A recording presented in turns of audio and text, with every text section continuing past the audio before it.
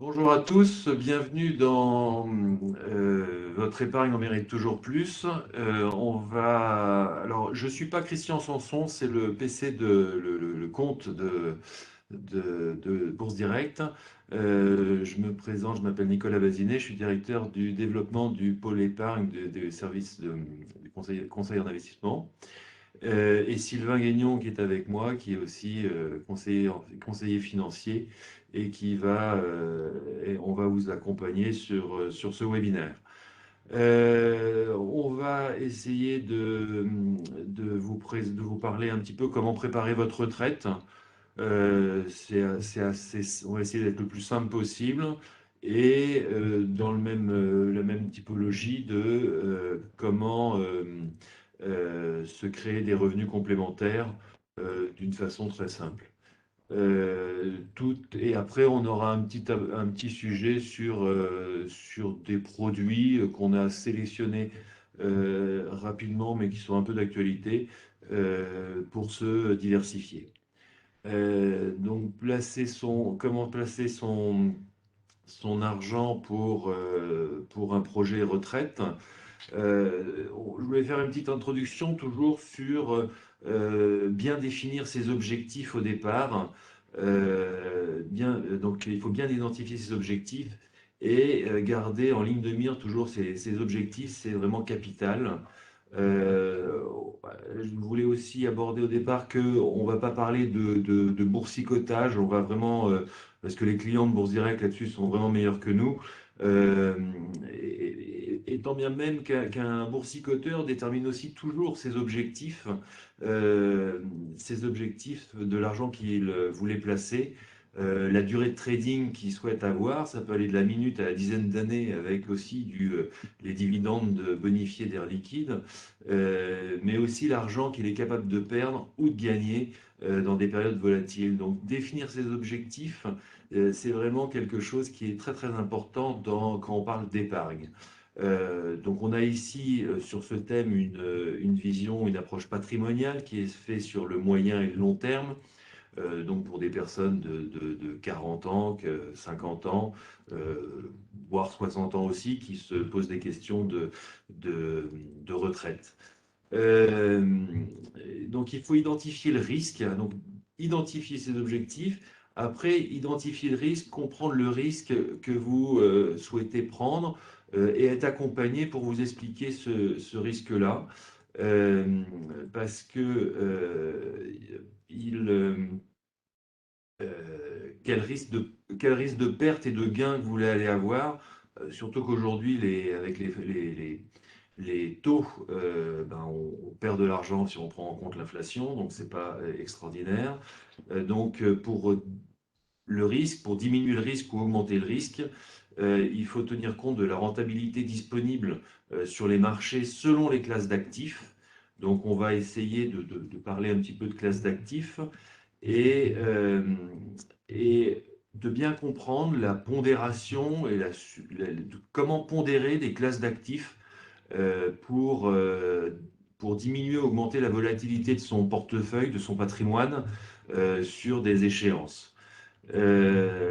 Quand on parle de classe d'actifs, on parle du monétaire, donc qui est rendement négatif aujourd'hui, du fonds en euros qui tourne autour de 1%. Les obligations, alors il y a de tout dans les obligations, donc faut bien voir toutes ces classes d'actifs. Donc c'est des obligations françaises, étrangères, et pays émergents, d'États, d'entreprises à faible risque ou à, à faible risque ou des high yield à fort rendement. Après, on va sur des actions, des petites entreprises, des grandes entreprises, des pareilles, des françaises, des européennes, des cycliques de croissance. Donc, il y a énormément de classes d'actifs. Je parle rapidement des matières premières et du pétrole. C'est en ce moment d'actualité avec le pétrole qui flambe et certaines matières premières aussi qui flambent. Après, une autre classe d'actifs très importante qui est l'immobilier.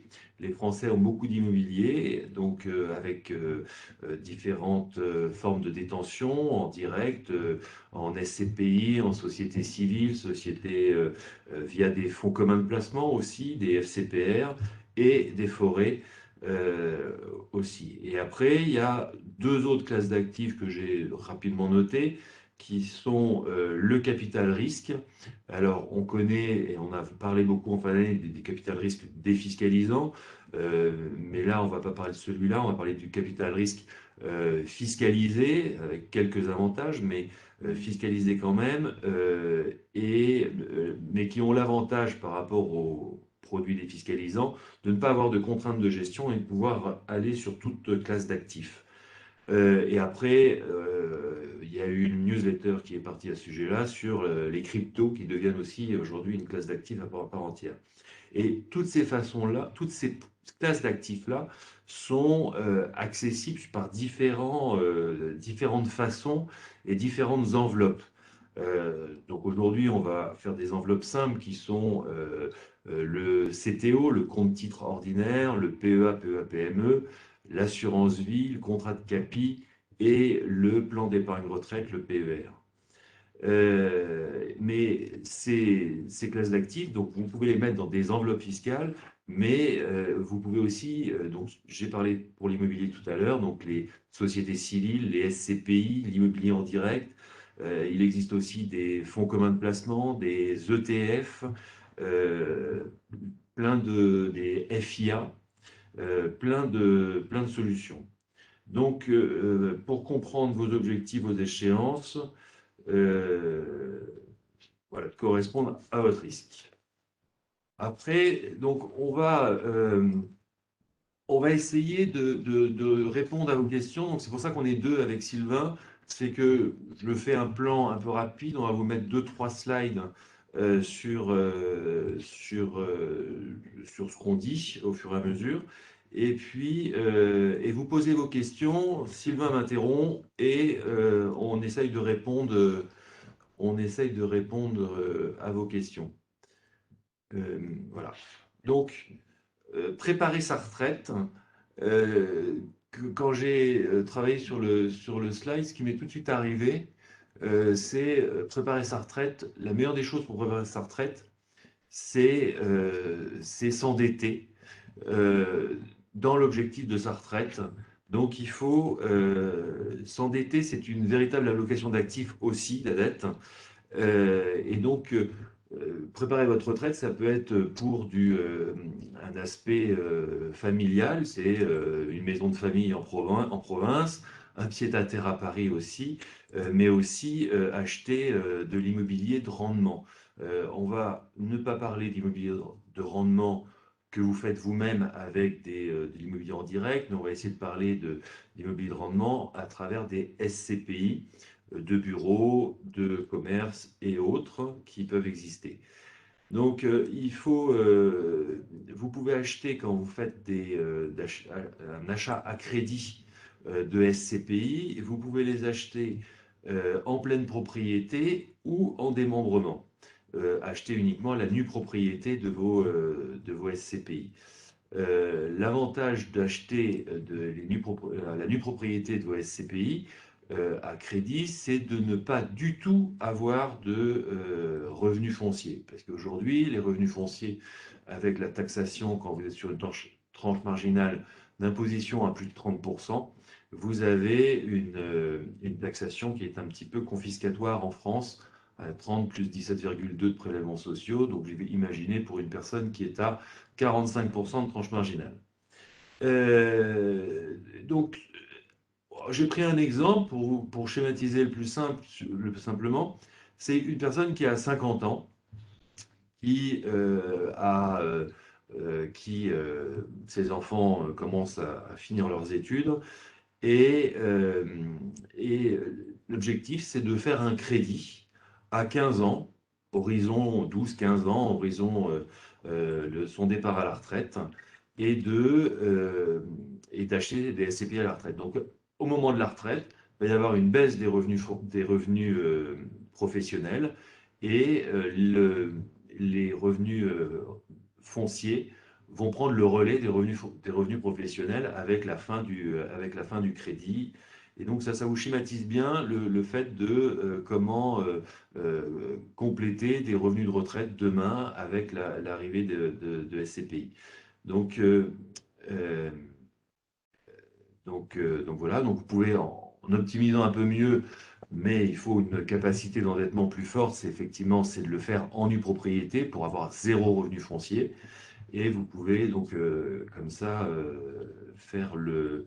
Alors on vous a fait un petit tableau des SCPI qu'on recommande actuellement. Je vais vous le sortir, voir si voilà ça marche plutôt bien. Et donc, c'est un exemple de portefeuille. Donc, on a mis 5 SCPI. Alors, je vais vous laisser Sylvain en parler rapidement. Alors effectivement, le portefeuille a été constitué, je dirais, récemment et mis à jour récemment, puisque sur les 10 dernières années, on a eu pas mal de nouvelles SCPI, notamment des nouvelles thématiques comme la santé, l'habitation, là où avant, traditionnellement, on était sur une SCPI de bureau à 80% et le 20% du reste était du commerce, des activités, entrepôts, logistiques et quelques SCPI de commerce. Là, dans l'idée, le portefeuille, effectivement, il est accessible à partir de 50 000 euros, puisque on a la SCPI Canéos-Pierre qui est à 10 000 euros minimum, c'est 10 800 même, puisque c'est 10 parts. Les autres, en règle générale, on est entre 1 000 et 2 000 euros minimum. Et Alors là, on l'objectif est sur les ici, SCPI à crédit, donc on ne peut pas faire du crédit pour 10 000 euros aussi. oui, oui, enfin là c'était mon portefeuille parce que là il y a des quantités de parts. Si vous voulez, c'est effectivement quand on va chercher du crédit, en face, effectivement, il peut y avoir des conditions à 100, 200 000 euros. Le portefeuille est extrapolable, hein, il est constitué en gros dans l'idée, si vous regardez la partie basse à droite, c'est une équipondération. Une équipondération entre du bureau, de la logistique, des commerces, de l'immobilier lié à la santé et de l'habitation. Comme vous voyez, bon, les 5 chiffres sont en dessous de 20%, c'est parce qu'il y a sur une SCPI, notamment le Kianéos Pierre, où les 11% ne sont pas ventilés restants, mais qui correspondent, vu que c'est de l'habitation, c'est des commerces en pied d'immeuble et il peut y avoir quelques bureaux. Mais la ventilation n'étant pas disponible. Et dans l'idée, c'était de regarder aussi sur ce portefeuille, d'essayer de répartir le risque France, mais aussi Île-de-France, province et Europe. Et comme vous voyez ici, on a un tiers du patrimoine qui est en Europe. Alors l'avantage effectivement, c'est que sur les revenus de cette partie hors de France, il n'y a pas de fiscalité, il n'y a pas de prélèvements sociaux, si vous voulez. L'impôt sur le revenu lui s'applique. Vous allez même avoir un impôt qui est payé dans le pays par la SCPI, mais que vous récupérez par un avoir fiscal dans votre réduction, dans votre avis d'imposition l'année suivante. Si on prend par exemple la ligne Corum-Eurion, dans le rendement glissant, vous voyez 4,68%. Ça, c'est ce qui est distribué en net. À l'intérieur, il y a quasiment un petit peu plus enfin aux environs d'1%, pardon, que vous récupérez en crédit d'impôt l'année suivante, puisque ça correspond à l'impôt qui a été payé par la SCPI sur les revenus qu'elle a pu faire en Pologne, en Grande-Bretagne, je sais qu'elle est en Irlande, voilà, non, elle n'est pas en Grande-Bretagne, pardon, elle est aussi disponible en zone euro. Donc, effectivement, on peut expliquer rapidement la valeur de reconstitution. Ça va être un indicateur, on va dire, de la valeur effectivement du patrimoine, puisque ça correspond à si on devait reconstituer la SCPI de zéro, c'est-à-dire construire les immeubles, payer les frais et autres, c'est effectivement cette valeur qui revient. Donc, comme vous pouvez le voir ici, toutes les SCPI sont en décote. Là, on est entre -3 et -5%. Je dirais c'est un peu le sentiment de marché puisqu'on est dans un environnement où on a des taux très bas. Donc une remontée des taux pourrait avoir un impact sur les valorisations de l'immobilier. Et effectivement, et les sociétés anticipent plutôt de garder de la marge et de ne pas augmenter les prix de souscription, alors qu'elles pourraient très bien le faire, hein, puisque justement cette valeur de reconstitution va être comprise entre plus 10 et moins 10%. Enfin, le prix de souscription, pardon, doit être compris entre plus 10 et moins 10% de cette valeur de reconstitution. Comme vous pouvez le voir, ça veut dire que par exemple sur Activimo, on achète 610, quelque chose qui vaut 629. Voilà. Et si, quand bien même, il devait y avoir une baisse de 3% à la fin de l'année, ce qui voudrait dire que la valeur de reconstitution est à 610, On est au prix, si vous voulez. Donc voilà, on a aussi cet avantage-là actuellement d'avoir des SCPI. On va les acheter quasiment là, tout avec une. Alors, il faut regarder, mais il y en a quelques-unes qui sont soit correctement valorisées, soit avec une légère surcote. Mais en règle générale, actuellement, le marché fait que, comment dirais-je, on a actuellement une décote. Et ce qu'on a pu constater aussi sur ces produits dernièrement, c'est l'allongement du délai de jouissance.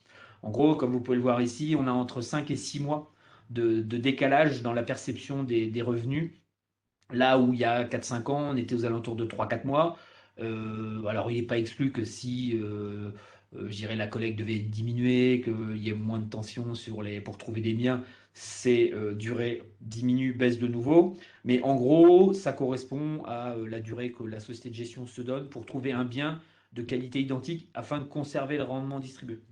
Puisque c'est là aussi l'objectif. Pourquoi sur ces SCPI, parfois il peut y avoir, je dirais, une collecte encadrée, c'est justement parce que il y a des périodes où ils ont plus ou moins de mal à trouver des biens pour garder un niveau de revenus et ainsi préserver la rentabilité et l'intérêt de tous les porteurs de parts, euh, autant ceux qui ont souscrit à l'origine que ceux qui souscrivent à la dernière minute. Voilà en gros sur ce portefeuille les choses qu'on regarde. Vous voyez, vous avez un taux d'occupation, on fait une agrégation. Donc là, on est sur quelques jeunes SCPI, donc il n'y a pas forcément de problématique de travaux et de vacances. Donc c'est plutôt intéressant d'avoir ces SCPI plutôt jeunes puisque ça leur permet d'acheter des biens. Alors le cas particulier de Kianéos Pierre qui est elle sur de l'habitation, mais en réhabilitation avec des critères environnementaux, que ce soit au niveau de l'énergie, de l'autoconsommation, toutes ces choses-là. Ce qui fait que vous avez toujours en gros une vingtaine de pourcents du patrimoine qui est en travaux. Là, c'est ce qu'on a observé ces derniers temps sur les niveaux de collecte actuels. Voilà, si la collecte devait s'accélérer, on pourrait envisager qu'il y ait un niveau supérieur de travaux. Donc, ce qui fait qu'on a un taux d'occupation seulement de 73,6%, mais la vacance n'est qu'aux alentours de 4-5%, puisque le reste n'est pas encore, il n'est pas possible de mettre les 20% restants du patrimoine en location au moment où on parle. Là, c'est une photo au 31 décembre 2021, pardon. Et sachant qu'on réactualise ce portefeuille tous les 3 mois avec la tombée comment dirais-je, des bulletins trimestriels, pardon. Alors, Alors, ça, c'est un exemple de portefeuille pour montrer qu'on peut montrer un portefeuille équilibré avec un rendement quand même de 5,32 espéré sur la. Enfin, 5,32, c'est réalisé l'année dernière. On a d'autres SCPI toujours disponibles sur notre site internet. On est en train de mettre à jour du reste notre site internet sur les SCPI là qui avait un petit peu de retard, mais on peut souscrire toutes les SCPI que vous voulez à crédit. Je reviens rapidement sur donc, la suite. Alors maintenant, donc, Sylvain a bien expliqué le portefeuille de SCPI en direct. Maintenant, c'est préparer sa retraite, c'est aussi mettre de l'argent de côté régulièrement pour préparer sa retraite et se créer un capital, parce qu'on ne peut pas emprunter pour se créer un capital autre que l'immobilier. Très, sauf rare exception. Donc vous allez investir au travers d'un compte ordinaire, de placer de l'argent. Alors, on va rester sur la thématique des SCPI, c'est-à-dire que vous pouvez aussi aujourd'hui acheter des SCPI. Je vais vous montrer un petit tableau. Il y a une question qui a été posée? oui, on avait une question. Est-ce que vous recommandez des SCPI ou des REIT? Donc, REIT, c'est Real Estate Investment Trust. C'est des produits cotés. L'avantage de la SCPI, c'est effectivement, il n'y a pas de cotation. Et notamment, les SCPI qu'on recommande sont des SCPI à capital fixe. Donc, on a un prix de souscription qui est fonction comment dirais-je, du prix structurel des biens, enfin de la valeur du patrimoine, alors que sur ces Real Estate Investment Trust, c'est des produits cotés. Donc, tout produit coté peut subir de la spéculation à la hausse, à la baisse. on va avoir une valorisation pardon, qui va fortement bouger. Sachant que sur de l'immobilier papier, on va chercher plutôt du rendement et de l'appréciation du patrimoine sur une période plutôt longue, plutôt proscrire les alors c'est l'équivalent, ce qu'on appelle les SIC en France, hein, mais c'est des sociétés aussi qui peuvent avoir des problèmes structurels. On le voit avec Unibail, hein. Unibail est à, je crois, plus de 50 ou 60% en dessous de son cours historique, puisque étant fortement présent sur le commerce en Europe, a des soucis que n'ont pas forcément les SCPI en direct, enfin les SCPI classiques, puisque assez peu impactés sur, enfin je dirais, influencé pardon, par les commerces. Et on peut le voir, en gros, là, dans le portefeuille, j'ai saisi 20% de commerce avec une SCPI assez récente qui va être plus, on est sur du commerce de proximité dans les métropoles de province. Ça, c'est quelque chose qui, en France, est plutôt solide. Alors que le commerce, en fonction où vous vous transportez en Europe, puisque c'est notamment le cas d'Unibail, hein, c'est surtout des centres commerciaux dans toute l'Europe. Là, pour eux, c'est une problématique beaucoup plus importante avec le confinement, le Covid qu'on a eu pendant le Covid, et puis effectivement, tout produit coté subit une décote par rapport à la spéculation ou pas qu'il peut y avoir sur le marché. Donc non, non, pour vraiment la constitution de revenus, l'idée c'est d'être en toute sérénité et les SCPI sont le plus recommandés et répondent parfaitement à tous ces critères, hein. Un rate, vous investissez dans un rate comme vous investissez dans Air Liquide ou une action LVMH, je sais pas. Enfin voilà, ça reste une action du secteur immobilier. Donc, je dirais même là, si vous voulez être comment dire, exposé sur ce genre de choses, allez plutôt regarder des OPCVM spécialisés dans l'immobilier qui vont faire d'investissement justement sur les SIC. Il y en a quelques-uns sur le marché qui subsistent, mais voilà, on est sur une progression qui ne va pas être de tout repos, on s'apparente à un risque action. Alors, pour investir régulièrement dans les SCPI, c'est-à-dire de mettre de l'argent tous les mois, tous les trimestres, tous les semestres en vue de votre retraite, vous pouvez toujours aussi investir au travers des SCPI parce que depuis 2, 3 ans, les sociétés de gestion, c'est une nouveauté, les sociétés de gestion de SCPI ont mis en place le versement programmé dans leur SCPI. Donc, c'est-à-dire que vous pouvez verser à partir de 50 euros par mois sur la SCPI Activimo de chez Alderan. Alors, juste souvent, il faut acheter la première fois 10 parts et en tant qu'actionnaire, après, vous pouvez verser 50 euros par mois. D'autres sont un petit peu moins. Alors ça va dépendre effectivement sur si la SCPI est décimalisée ou pas. C'est-à-dire si vous pouvez acheter 1,532 parts. Là je vois par exemple sur Edissimo, Rievolia Avenir Patrimoine, on n'a pas de part décimalisée. Donc le versement régulier sera au minimum d'une part. Vous voyez, mensuel ou trimestriel, c'est pour ça qu'on a des minimums à 304 ou 237 euros. Après, des gens comme Activimo, comme Corum, c'est des SCPI beaucoup plus récentes. Effectivement, ils ont dès le début pris le pas de cette décimalisation des parts. Donc, ce qui fait que le prix peut fluctuer haut. À partir du moment où vous êtes 50 euros par mois, vous aurez une quantité de parts décimalisée et qui viendra s'ajouter à votre total de parts que vous ayez. Ça, ils sont maintenant capables de gérer. Intergestion aussi à décimaliser, la française REM aussi à décimaliser sur épargne foncière.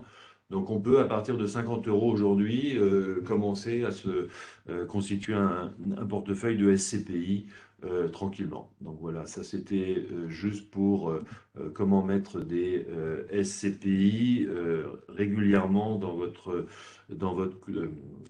CTO. Et vous pouvez donc aussi. Alors, pardon, c'est une détention en nominatif pur, hein.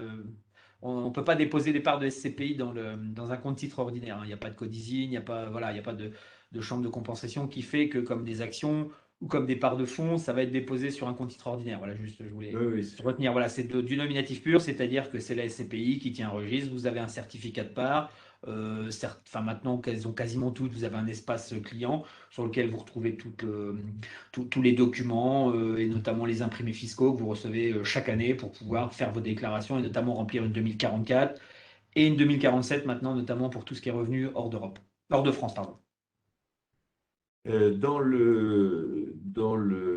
Quand vous avez un portefeuille de SCPI aussi et que vous arrivez à la retraite pour avoir les revenus fonciers que vous avez achetés à crédit, Il peut y avoir aussi une opération à faire avant vos 70 ans, c'est de vendre vos SCPI et de les mettre dans des contrats d'assurance vie ou contrats de capitalisation en fonction de votre tranche marginale.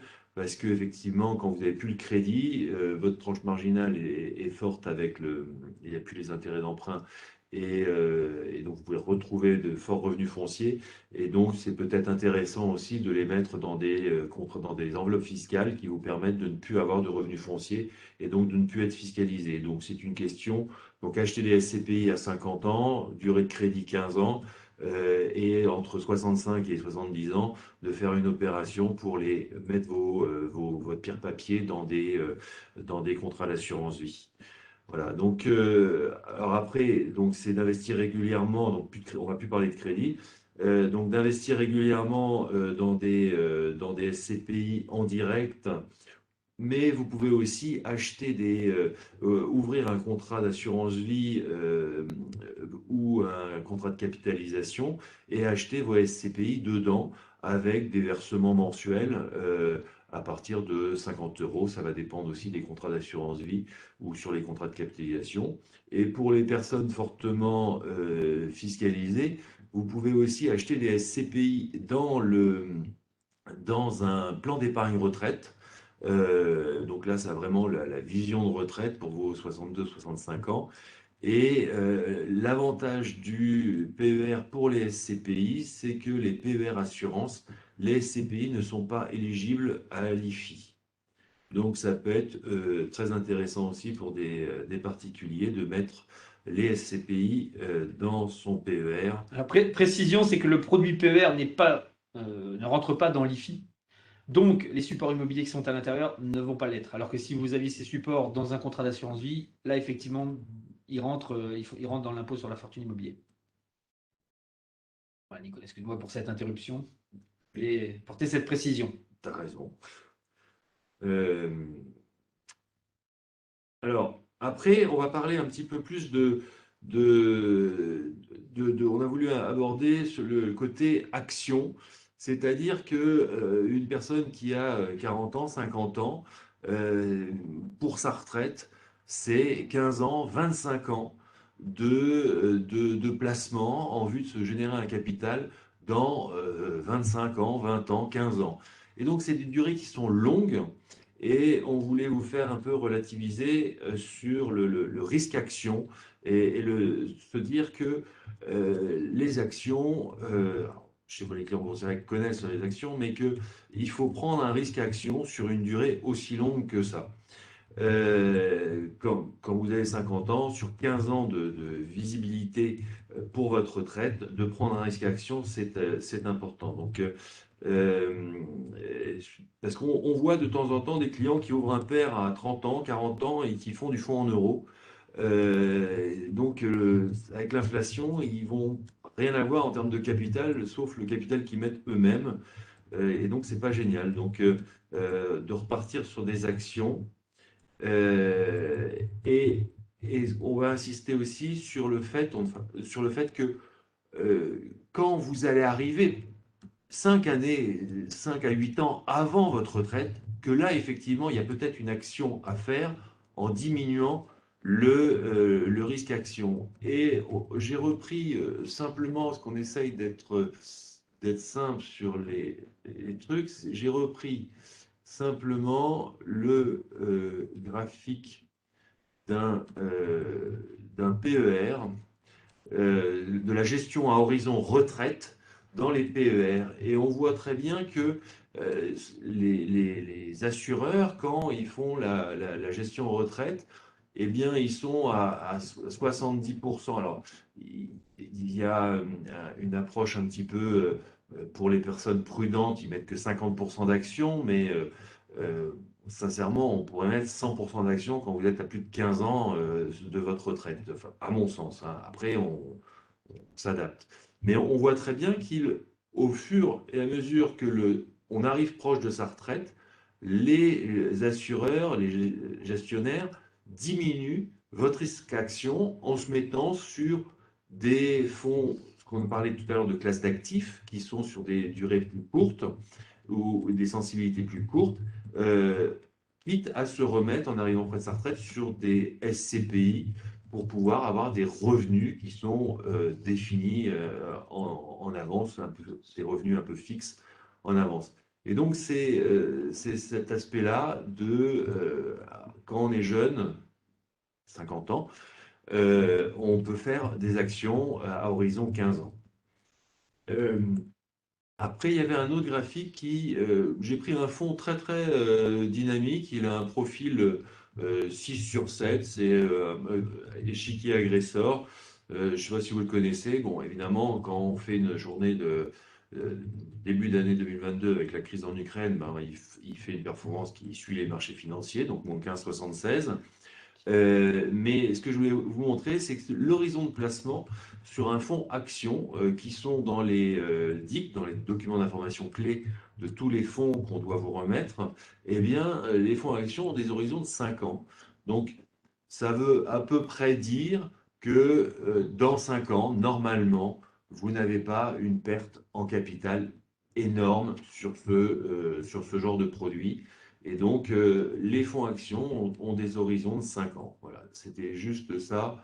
Donc, quand vous faites vos allocations pour votre projet de retraite, eh bien, c'est de faire des actions. Plus vous êtes jeune, plus vous devez avoir des actions. Sylvain, tu avais un tableau que tu... euh, c'est moi qui l'ai. C'était par rapport à l'ici, non? Comme d'ici, partager.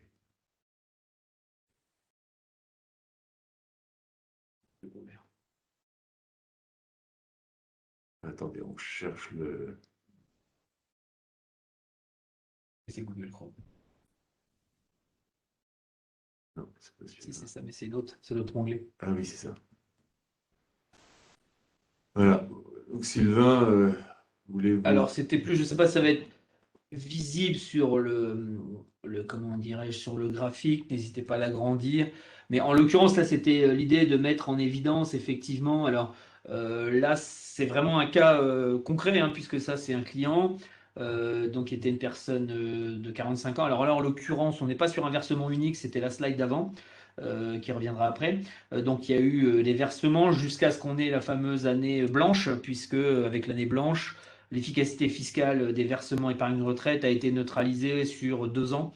Et là, comme vous pouvez le voir, effectivement, plus vous allez investir sur longue période, plus effectivement vous allez dégager de performance. Et là, comme vous pouvez le voir, c'est une gestion retraite où les petits points bleus, donc seulement à partir de 2016, concrétisent les arbitrages qui sont faits automatiquement. Et comme vous pouvez le voir, il ne se soucie pas du niveau de marché pour les arbitrages, c'est vraiment toujours à l'anniversaire. Donc là, la personne a 45 ans maintenant, elle est rentrée à 35 ans, donc ce qui explique qu'on est sur du 100% action, vu que l'horizon d'investissement reste encore de 20 ans.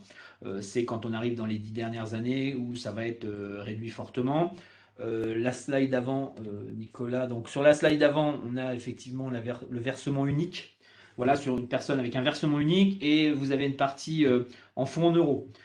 Et là aussi, donc on est sur un niveau de risque inférieur. Donc comme vous voyez, les variations sont beaucoup moins fortes, hein. On le voit bien, comment dirais-je, le mini crack, enfin la forte baisse des marchés de mars 2020, se fait beaucoup moins sentir sur ce graphique, de par la présence de fonds euros en importance. Comme vous pouvez le voir, c'est la partie bleue du bas. Et effectivement, là, on est sur un client de 55 ans. Et vous le voyez, donc il y a à 52 ans, ils ont commencé, puisque là, on est sur un départ à la retraite à 62 ans. Donc 10 ans avant, on a commencé à sécuriser. Vous pouvez le voir, il y a eu en 2019 donc le fonds en euros qui a été augmenté. Et là aussi, donc ça se fait automatiquement. Donc, vous voyez, on a beau avoir des marchés qui fluctuent fortement, on constate qu'on arrive quand même à avoir une courbe, un trend quand on part de 2013 jusqu'à 2009. Là, on est pleinement dans un horizon d'action, hein. C'est là où on va retirer la meilleure performance possible, hein, sur ces périodes, à partir de ces périodes-là. Donc, on voit que malgré effectivement des moments où c'est un peu plus compliqué, puisqu'il peut y avoir des baisses de 20-30% sur longue période et quand on tient les positions, hein, puisque l'idée là, c'est plus un arbitrage en fonction de l'âge, hein. On reste exposé, quelle que soit l'évolution du marché. C'est plus une orientation par rapport à une grille d'âge, si vous voulez, et qui va augmenter au fur et à mesure le fonds en euros. Là-dessus, hein, on l'a constaté. Et, il y a des slides ensuite qui vous le présentent en fonction des différents portefeuilles. Nicolas et moi-même sommes issus d'un cabinet de conseil en gestion de patrimoine fondé il y a plus de 15 ans maintenant, et on l'a constaté, l'idée de sélectionner, de faire une bonne allocation de fonds dès le départ vous permet de rester serein et de garder et tenir les positions le plus longtemps possible, ce qui vous permettra de faire la meilleure performance possible. On le constate, plus vous multipliez les arbitrages, bien plus vous allez vous éloigner de la performance action, parce que sortir des marchés quand ça baisse, ça c'est facile, tout le monde sait faire, mais re-rentrer quand les marchés commencent à remonter, les marchés de toute façon ils commencent à remonter, il y a toujours des incertitudes. Donc ça a toujours été très compliqué de re-rentrer dans ces marchés. Et en l'occurrence, le fait de tenir, eh bien, effectivement, en fonction de votre niveau de risque, ces mouvements forts vont avoir plus ou moins d'importance. Les slides suivantes où donc on a 3 portefeuilles, par exemple, vous voyez dynamique. Alors ça, c'est vraiment le portefeuille dynamique où on peut le voir, on a perdu 25% parce que on a une exposition sur la technologie, on est exposé 100% actions. Comme vous voyez, alors en bleu, c'est le CAC 40 et en rouge, c'est le portefeuille en lui-même. Donc, comme vous pouvez le voir, là aussi, sur une période de 10 ans, hein, je vous dis, les actions, voilà, si on veut voir de la performance, si on veut voir que ça donne pleinement cette performance, et Nicolas, on l'a vu sur le fonds échiquier agresseur qui est affiché depuis 1991, qui est le premier fonds de la financière d'échiquier, 9,5% de rendement annuel, hein, avec une performance de moins 15 depuis le début de l'année. Donc là, on le voit, si on va sur le tout dernier portefeuille, donc là, on est toujours dans le même, vous voyez, donc là, si on regarde l'échelle, le plus haut, on est à 320, on était à 420 sur le suivant. Donc là, on a un risque un petit peu plus limité, donc on va avoir des performances un peu moins fortes. Là, depuis le marché, on perd seulement 15% sur ce portefeuille.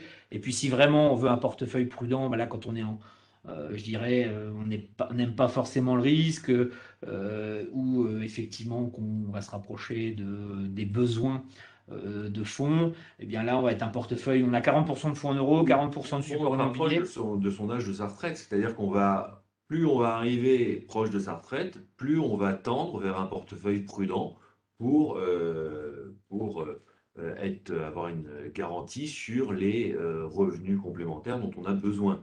Voilà, et ça, c'est un portefeuille qui affiche 3%, alors moins 3%, pardon, depuis le début de l'année.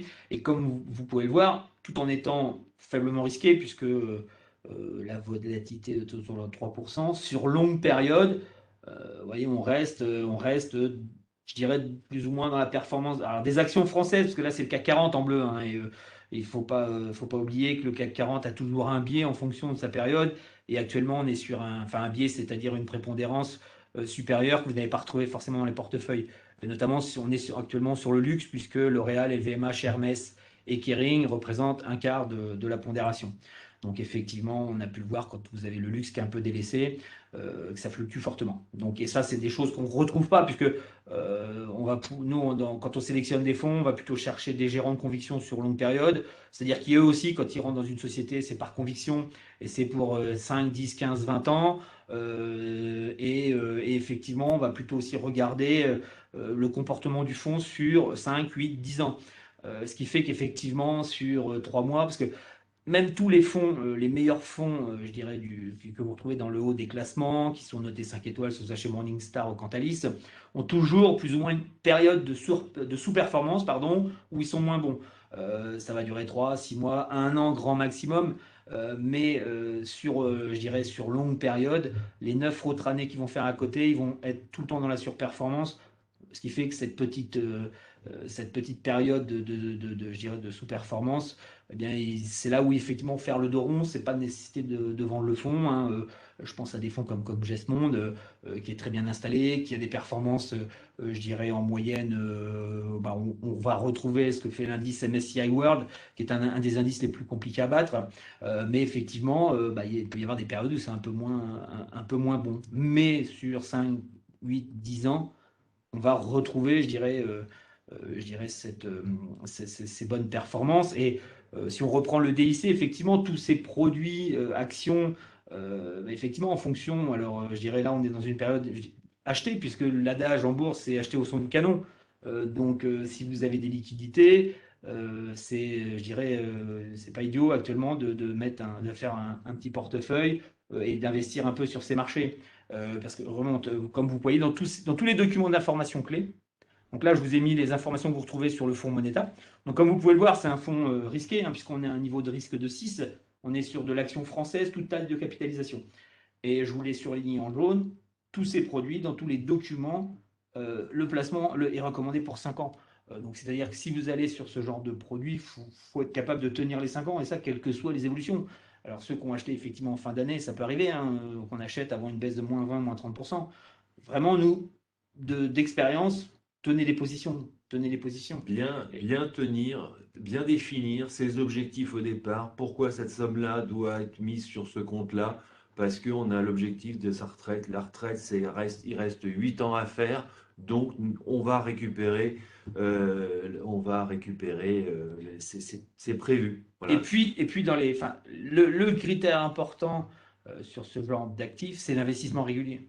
Pourquoi? On vous l'a mis en avant sur les SCPI, mais c'est encore beaucoup plus vrai quand vous investissez sur les marchés. Et on a des enveloppes fiscales maintenant qui nous permettent à 50, 100 euros de pouvoir faire des choses dès le début en versement régulier.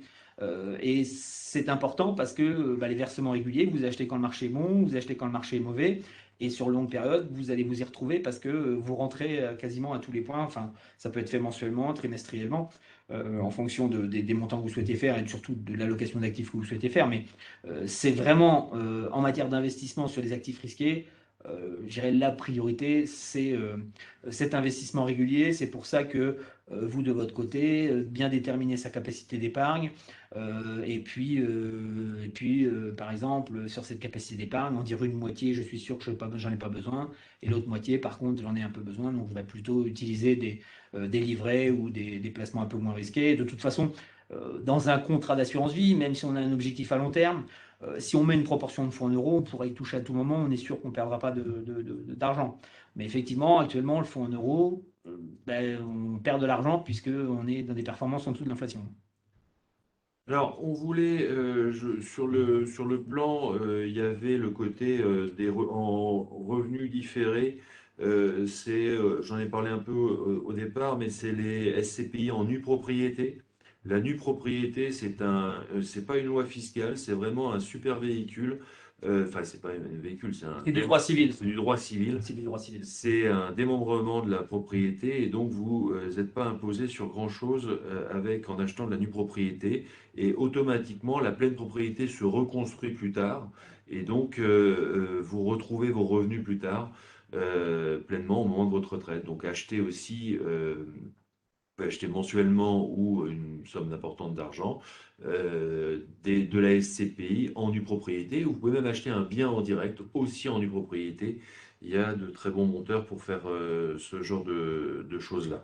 Et quand vous récupérez en direct vos revenus, eh bien de penser à peut-être les mettre dans une enveloppe fiscale à ce moment-là, parce que l'espérance de vie est longue et donc vous allez avoir pendant 20 ans, à 70 ans, 20 ans, 25 ans, l'espérance de vie de fiscalité sur vos revenus. Donc de payer un peu de frais de temps en temps, c'est une bonne chose.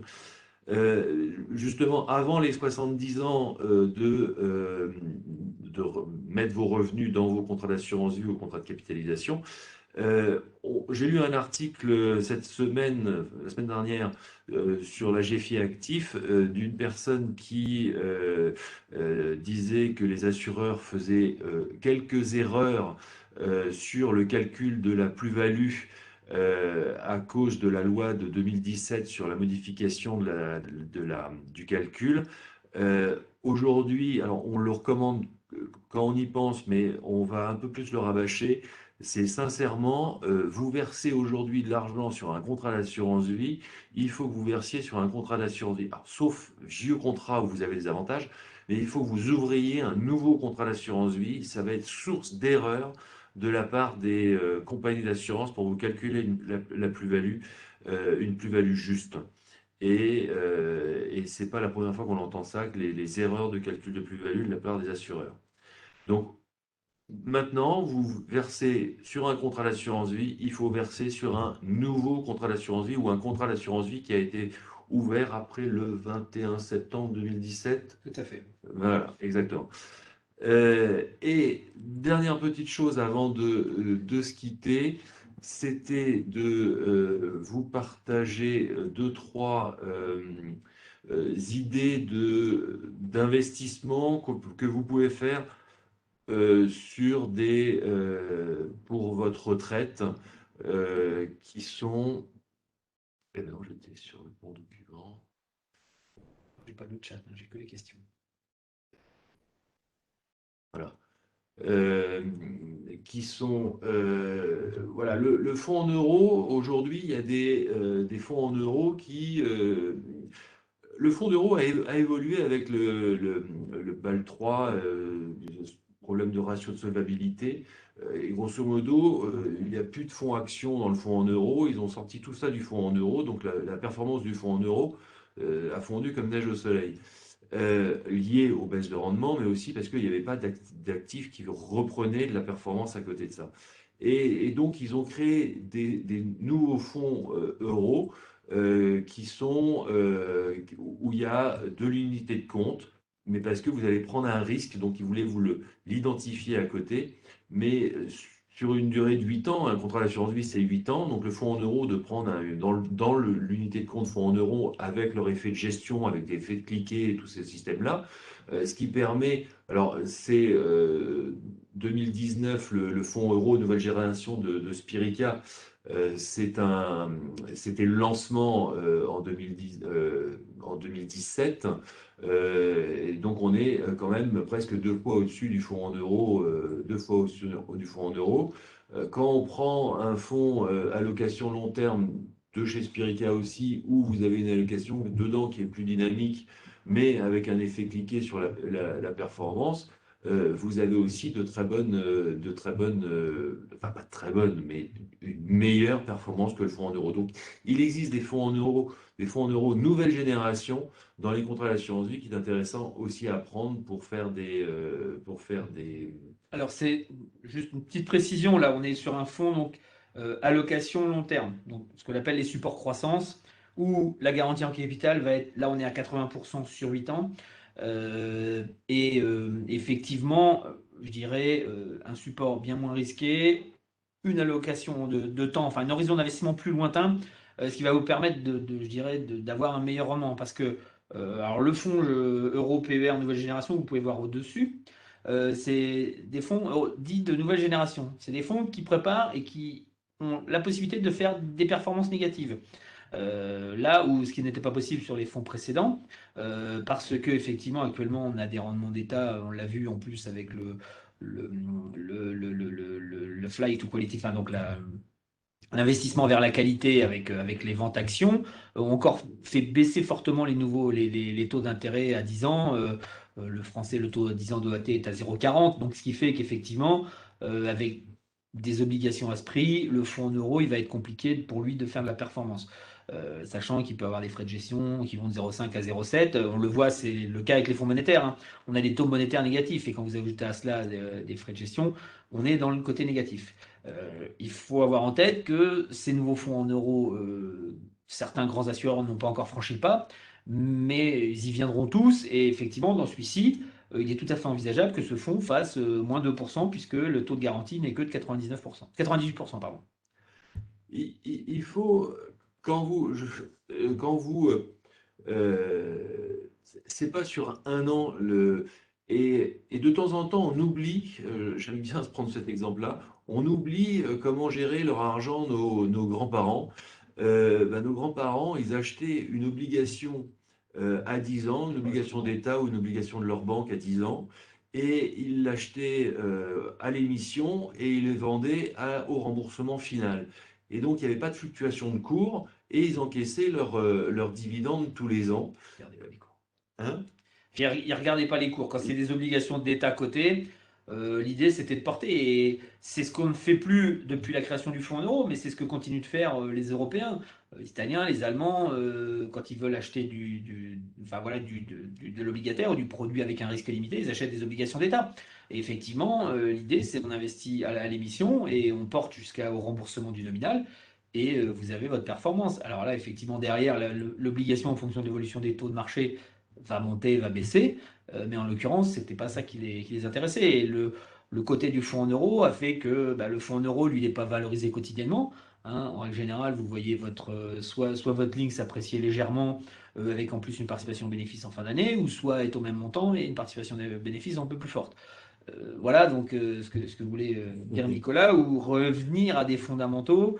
Et le fonds en euros, c'est bien, mais voilà, c'est franco-français. Alors, j'ai hésité à vous mettre aussi cet exemple, mais pourquoi pas, j'ai caché les noms.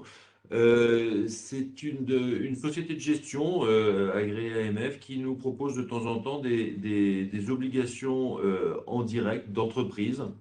Et donc là, on a euh, une sélection de cette société de gestion-là. Donc c'est une obligation de 10 millions d'euros, euh, de 3 millions d'euros plutôt, voilà, qui avec un rendement de 5,5 et qui sera remboursé sur du 18 mois.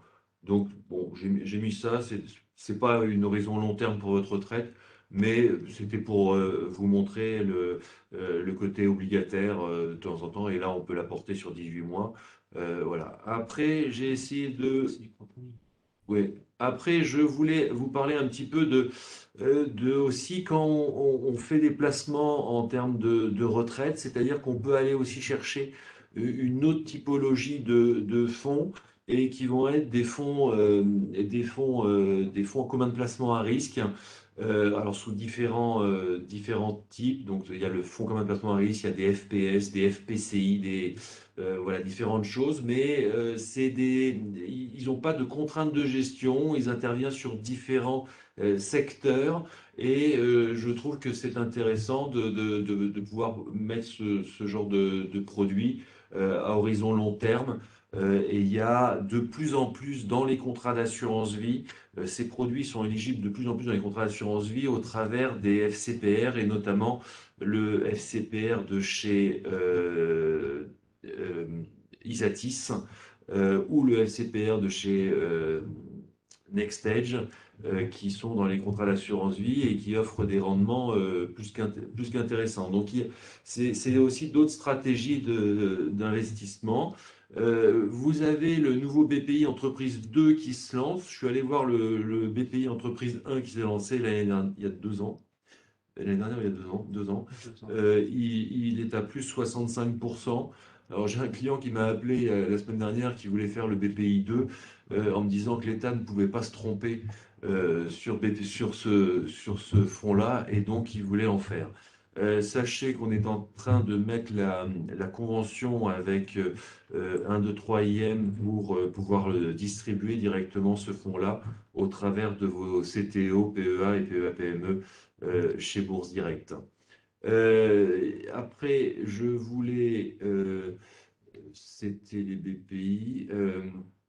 Après, j'aurais dû en parler avant, mais le, le groupement, ça c'est dans les contrats d'assurance vie, aujourd'hui, les SCPI éligibles sont pas toujours les meilleurs, parce que les assureurs préfèrent les plus vieilles SCPI, donc il n'y a pas trop de nouveautés. Et par contre, on met de plus en plus de sociétés civiles, de SC ou de SCI, pour remplacer les SCPI dedans. Et quand on a la SC GF Pierre de chez Generali là-dessus, eh bien, on voit bien qu'on a un rendement qui n'est pas négligeable sur la durée. Et donc, tout ça dans le but de remplacer le fonds en euros et de jouer sur cette classe d'actifs pour diminuer la sensibilité à la volatilité. Euh, voilà, donc ça c'était sur ça. Après, je vais continuer. Est-ce que vous voyez bien le tableau?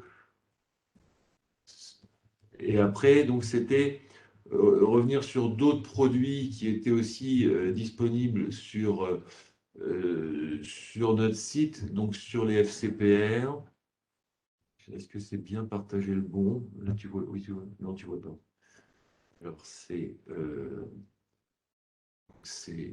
arrêter le partage et reprendre le partage. Voilà. Un autre produit qu'on aime bien et que les clients recherchent aujourd'hui, Novaxia One, qui est éligible au PME, qui diminue aussi l'exposition aux actions. On est sur une durée de placement de 6 ans. C'est l'objectif de placement, c'est le recyclage de l'immobilier, c'est-à-dire la transformation de l'immobilier ancien sur des différents types d'opérations. Sur notre site internet, vous pouvez le retrouver. Vous avez aussi le produit des. Je cherchais des FCPR. Alors, on va faire une réunion très prochainement sur les FCPR où on va en parler de ces produits-là. Ça, c'est un FCPR aussi long durée de placement, donc qui peut correspondre à votre retraite. Avec une progression depuis 2012 qui est plus que convenable. Avec une stratégie. C'est un fonds label relance avec sur l'Europe, sur de la dette, donc et 30% d'actions. C'est des fonds qui sont très intéressants à mettre dans son patrimoine. Alors, le problème de ce produit-là, c'est que la souscription minimum est de 20 000 euros. Voilà, mais il y a le fonds de chez, je vais vous le retrouver l'autre. Là, c'est un produit qu'on peut déposer sur votre compte titre et si vous avez du cash sur votre compte titre Bourse Direct, on l'a fait récemment, vous pouvez effectivement utiliser ce cash en souscrivant sur ce produit. Voilà, et le produit retraite Isatis Vie Retraite de chez Isatis, qui est éligible à différents contrats d'assurance vie et qui existe depuis 2017. Donc, on a une bonne historique, un bon historique dessus. C'est aussi un fonds label relance qui intervient sur plusieurs secteurs. Voilà, vous retrouverez plein d'informations sur notre site internet sur ces produits-là. Mais vous voyez, préparer sa retraite, c'est l'immobilier effectivement pour les revenus, c'est les actions, c'est d'autres produits comme ça que vous pouvez acheter avec une horizon long terme, décorréler des marchés financiers aussi. Voilà. Est-ce qu'il y a eu des questions qui sont passées, Sylvain, et sur lesquelles on doit répondre? Est-ce que vous avez des questions? Alors, il y a une question, mais je voulais revérifier. Par contre, toi, sur le chat, tu as peut-être des questions. Moi, j'ai pas accès au chat. J'ai Ah, accès uniquement aux questions, mais sur le chat, j'ai pas. alors, on n'a pas regardé. Alors, la ligne rouge, je tombe dessus, la ligne rouge, c'était la performance du Ah oui. portefeuille prudent qu'il y avait, et comme sur les autres. Voilà, et quelqu'un vous a répondu derrière. Euh, Concernant la bascule de nue propriété à pleine propriété des SCPI, vous avez qualifié d'automatique. Pouvez-vous préciser la mécanique? Le mécanisme, c'est automatique. Vous achetez, vous démembrez la SCPI ou un bien immobilier, vous démembrez la nue propriété, la pleine propriété en nue propriété et en usufruit. Et donc, il y a un acheteur de l'usufruit et un acheteur de la nue propriété. Vous avez un contrat et un contrat et on peut démembrer sur 3 ans, 4 ans, 5 ans, 6 ans, 7 ans, 8 ans, jusqu'à 20 ans, de 3 à 20 ans. Et on a un partenaire qui achète l'usufruit à chaque fois. Donc, on n'a pas chez Bourse Direct de problème de liquidité sur le démembrement. Et au terme de l'échéance de votre contrat, eh bien, la pleine propriété revient automatiquement, se reconstruit, et donc vous redevenez propriétaire de l'usufruit, et donc les revenus vous sont reversés directement. Ça a comme un avantage du propriétaire de ne pas être à l'IFI, et ça a aussi comme avantage de ne pas toucher de revenus fonciers pendant toute cette période-là, avec la fiscalité confiscatoire sur les revenus fonciers aujourd'hui. Alors, on va avoir des élections. On a eu très peu d'actualité sur la loi fiscale 2021. Je pense qu'on va avoir de l'actualité sur la loi fiscale 2022. Ou j'espère pas, parce qu'une stabilité fiscale, c'est aussi une bonne santé d'un pays.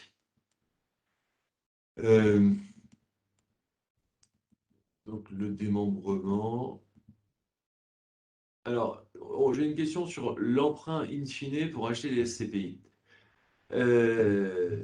Le problème de l'emprunt et des SCPI, c'est qu'il est difficile de trouver le crédit pour les SCPI. Alors, on a des partenaires qu'on transmet ses coordonnées. Déjà, ce n'est pas de la résidence principale. Donc, les taux de crédit sur les SCPI, on n'est pas à 0,90 sur 15 ans. On n'est pas du tout à ce niveau-là. On est plutôt sur du 1,50 à 2,50, d'accord, en fonction de la situation. Donc, alors, ça n'a pas d'insistance, c'est pas, parce que, grosso modo, ça vient en déduction de vos revenus fonciers. Au moins, ça, c'est une bonne chose. Mais effectivement, optimiser avec un crédit in fine, c'est encore plus intéressant. Mais il faut trouver le banquier qui vous prête in fine. C'est toute la difficulté aujourd'hui, c'est de trouver le crédit. Et nous, on n'accompagne pas au crédit chez Bourse Direct.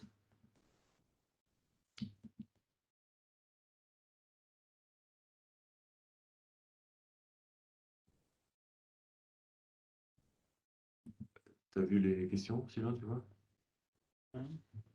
Je suis en train.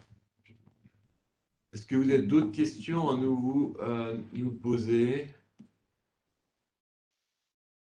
Alors, il y avait une remarque, oui, enfin, c'est le démembrement peut aussi se faire par donation à ses enfants, préparer sa succession.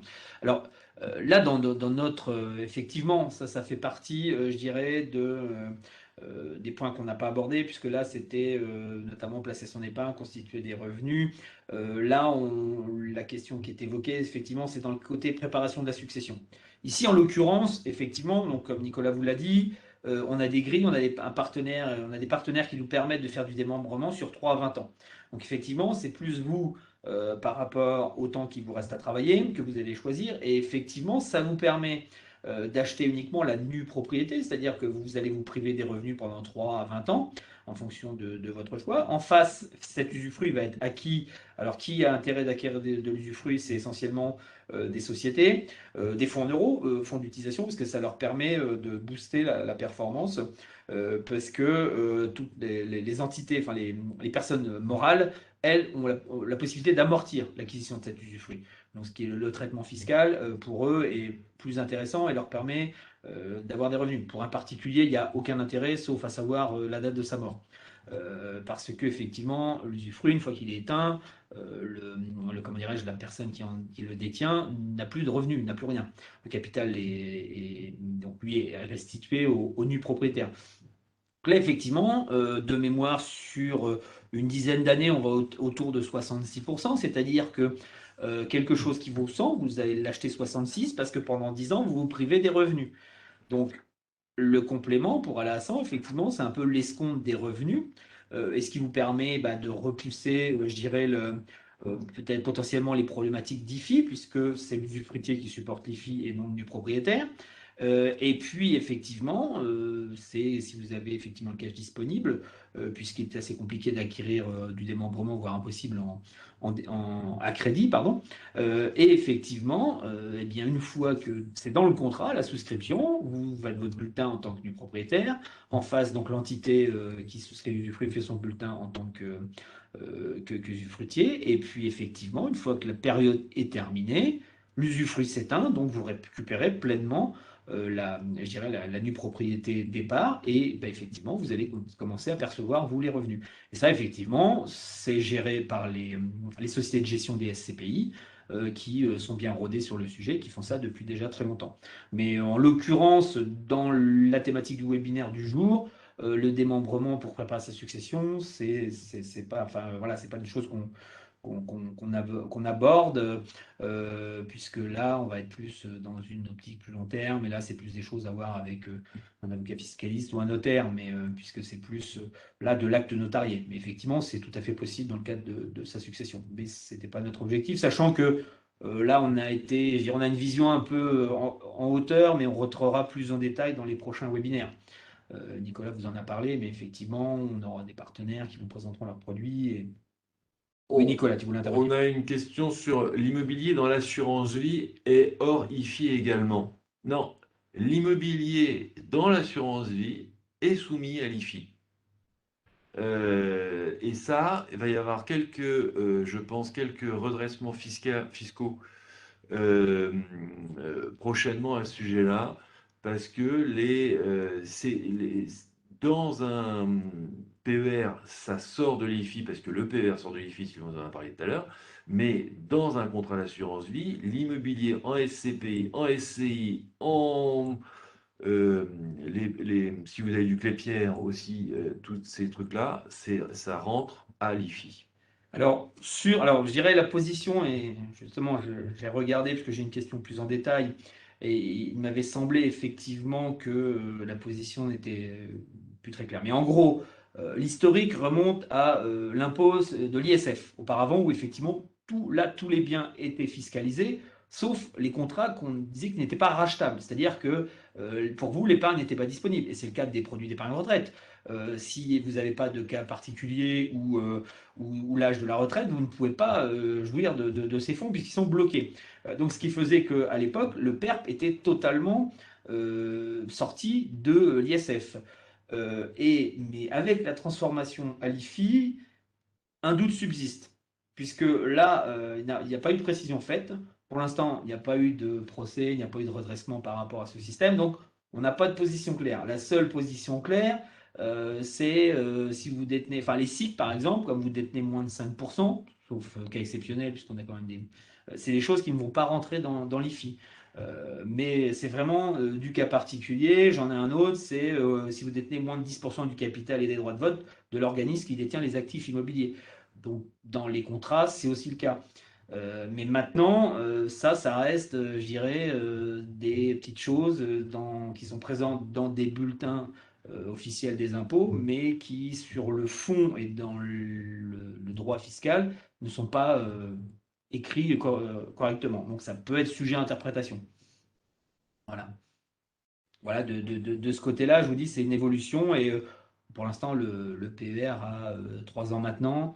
Euh, en ce qui nous concerne, on n'a pas liquidé, on a assez peu transféré de pertes parce que il y a peut-être des avantages à garder ces pertes hein, sur le sujet. D'ailleurs, avant de faire quoi que ce soit, interrogez-nous sur le PERP parce que vous pouvez avoir intérêt à le garder puisque sortir entièrement en capital avec une fiscalité moindre. Alors, les OPCI, on n'a pas parlé des OPCI. Les OPCI, c'est pourquoi pas un bon mécanisme parce qu'il n'y a pas tous les problèmes de frais qu'il y a sur les valeurs de retrait, valeurs machin, que sur les SCPI. Mais le problème sur les OPCI, c'est que pour vous offrir la liquidité que l'OPCI offre, ils sont obligés d'avoir une part importante en cash et avoir une part importante en immobilier coté. Et donc ça augmente la volatilité sur votre ligne et ça diminue le rendement. Donc les OPCI, ça démarre pas spécialement dans les contrats d'assurance vie. Il y en a un petit peu, mais c'est pas ça qu'on va fortement recommander aujourd'hui. On ne recommande plus les SCPI trop dans les contrats d'assurance vie. C'est vrai qu'aujourd'hui, on va chercher des véhicules comme les sociétés civiles, les sociétés civiles immobilières ou produits, et d'autres produits. Mais Ça reste de l'immobilier. Alors, pour apporter un petit peu plus de précision, effectivement, alors à la base, l'OPCI, normalement, devait remplacer toutes les SCPI. Donc, ouais. toutes les SCPI devaient être transformées en OPCI, sauf qu'effectivement, c'était sujet au vote des porteurs de parts. Donc tous les porteurs de parts ont refusé parce qu'effectivement, c'est un produit qui n'est pas purement immobilier. Et on le voit, les quelques OPCI grand public qu'on peut disposer, Swiss Life d'Inapierre, BNP Paribas Diversipierre, Opsimo d'Amundi, c'est des produits, vous êtes à 60, 65%, 70% grand maximum d'immobilier pur en direct. Le reste, vous allez avoir des obligations immobilières ou autres, ce qui fait que c'est des produits qui vont avoir une performance plus volatile. Mais l'objectif, c'était d'améliorer la liquidité des OPCI. Parce que là, effectivement, s'il devait y avoir des retraits massifs sur les SCPI, on a toujours cette problématique de liquidité. Parce que, effectivement, si la SCPI n'est pas soumise à des obligations de trésorerie, là où dans un OPCI, vous avez 10%, donc effectivement, ils peuvent faire face à des rachats massifs. Alors que la SCPI, pardon, elle devra vendre. Et l'avantage aussi, c'est que vous allez vous retrouver sur des frais d'entrée, notamment bien inférieurs, parce qu'on est entre 1 et 3% sur les OPCI, de même pour les SCI, alors que vous êtes entre 6 et 12 pour les SCPI. Mais effectivement, ces derniers temps, par rapport à des produits purs immobiliers dans l'assurance vie, on a plutôt regardé les SCI, notamment comme GF Pierre, comme Via Génération et comme Capimo. Capimo est un produit qui a 15 ans d'historique. Ils font quasiment la même chose que les SCPI en direct, avec ce format de SCI où le problème de liquidité est moindre parce que la liquidité est assurée par l'assureur. Et pour les assureurs, c'est beaucoup plus facile pour eux de faire de la liquidité sur de la SCI que sur de la SCPI, où ils sont pas tenants et aboutissants. Et notamment les SCI, on a vu, notamment je pense à Vieille Génération, où eux, leur idée, c'est d'acheter des biens en nue propriété pour maintenir les seniors à domicile. Je vais redonner la main à Nicolas, je parle de trop. Qu'est-ce qu'on parle, Sylvain? 1h15 de webinaire. Écoutez, Sylvain et moi sommes à votre disposition. Vous pouvez nous joindre au travers du site épargne.boursedirect.fr. On essaye de répondre à toutes vos questions et de vous accompagner sur tous vos placements. Voilà. Donc, j'espère qu'on a répondu à vos questions. Et voilà, et on est à votre disposition. Écoutez, on vous souhaite une bonne fin de journée, une bonne santé et faites attention à vous, avec ce qui se passe en ce moment. C'est fou. Je vous souhaite une bonne fin de journée. Merci Bonne fin de beaucoup. journée à tous et à bientôt. Au revoir. Au revoir.